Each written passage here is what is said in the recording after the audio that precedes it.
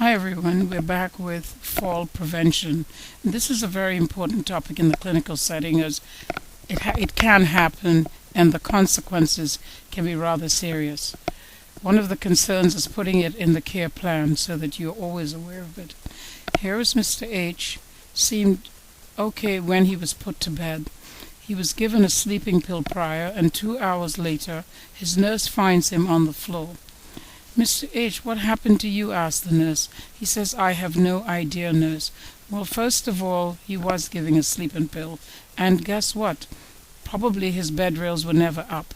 Surprise, surprise that he winds up on the floor. And this can happen, especially in older patients. So you want to do everything you can to avoid patients falling on the floor.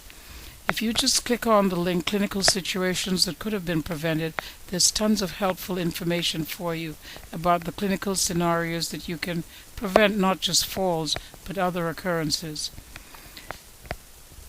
We need to be aware when we take care of patients that many patients have the potential for falling for various reasons. There are patients who are on medications like cardiac meds, sleeping pills, blood pressure medication, anti-anxiety medications. This can all lead, even after anesthesia, there's also that potential. All of these can lead to a patient becoming a little confused and rolling over and falling on the floor. As a nurse, we should try to do everything, new or old nurse, to prevent a patient falling on the floor. Here are some helpful suggestions. A low light in a patient's room may help to prevent disorientation and falling. Some people become very confused when it's dark. Patients may also be at risk. I've just mentioned the numerous reasons that it can happen. Dizziness due to low blood pressure can also be a cause.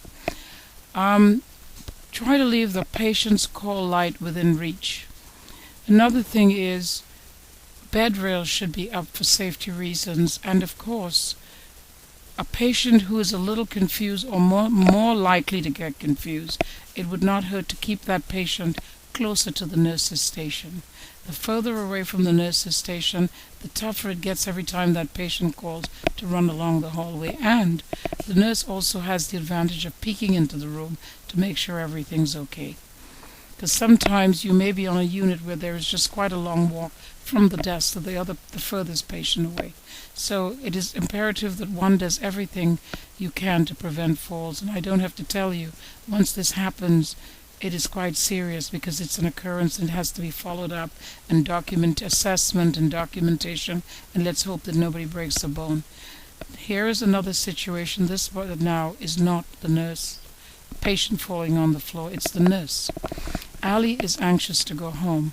It is shift change and she hurriedly empties IV solution in the sink, but has made no attempt to put the tubing in the disposal can near the sink. Misty has just arrived to wash her hands. She did not notice the puddle on the floor and slips. This could have been prevented. Helpful suggestion: if you should have to drain IV solution into the sink, please take the trouble to put the tubing and the bag in the correct place. You might not be the one to fall, but it might be someone else.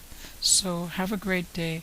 Hope you've enjoyed learning something, and like I said, I've made it easier for you by putting a picture under the video, and you need only click on that link and it will take you directly to the PDF. Have a great day.